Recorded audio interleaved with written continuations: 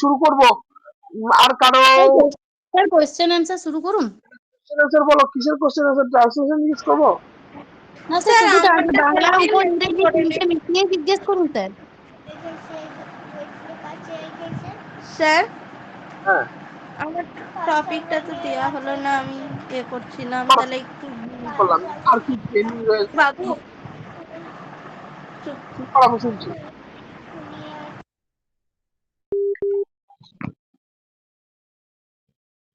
হ্যাঁ স্যার। সুপ্রভাত ছোট্ট বন্ধুরা, তোমরা সবাই কেমন আছো? ভালো, ঠিক বলেছো। আয়তক্ষেত্র, তাই তো, আয়তাকার, তাই না?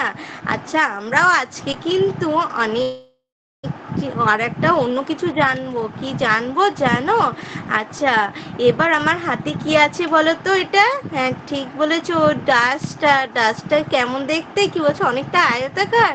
হ্যাঁ ঠিকই বলেছো, কিন্তু একটু অন্য টাইপের, তাই না? হ্যাঁ, এটাকে দেখো, আমরা এটা কি চেপে মানে দুই হাতে শক্তভাবে ধরতে পারছি না চারি সাইড, কিন্তু এই যে আয়তাকারটা দেখছো বোর্ড, তোমার আয়তক্ষেত্র কি বলতো, এটা আমরা কি চারি সাইড থেকে ধরতে পারি না, তাই না? এই যে এইরকম যারা শক্ত এবং আমরা যাকে চারি সাইডে ধরতে পারি তাকে কি বলে জানো?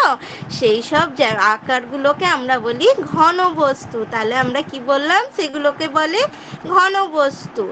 আচ্ছা, এই যে আমাদের দেখালাম ডাস্টার, এই ডাস্টারটা আয়তকার ক্ষেত্র।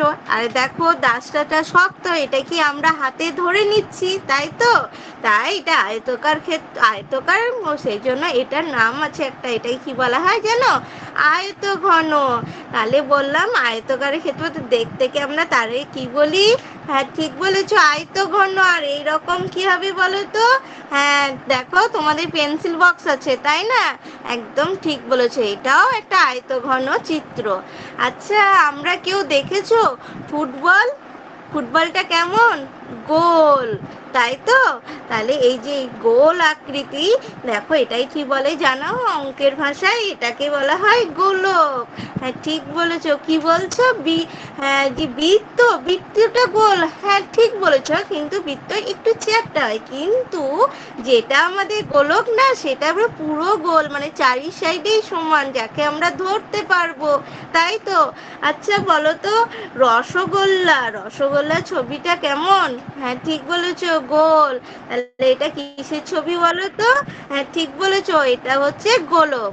তাহলে আজকে আমরা কি জানলাম? আমরা আজকে শিখলাম আয়তঘন আর গোলক সম্পর্কে।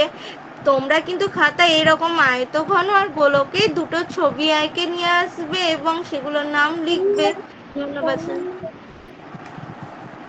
শুনলাম।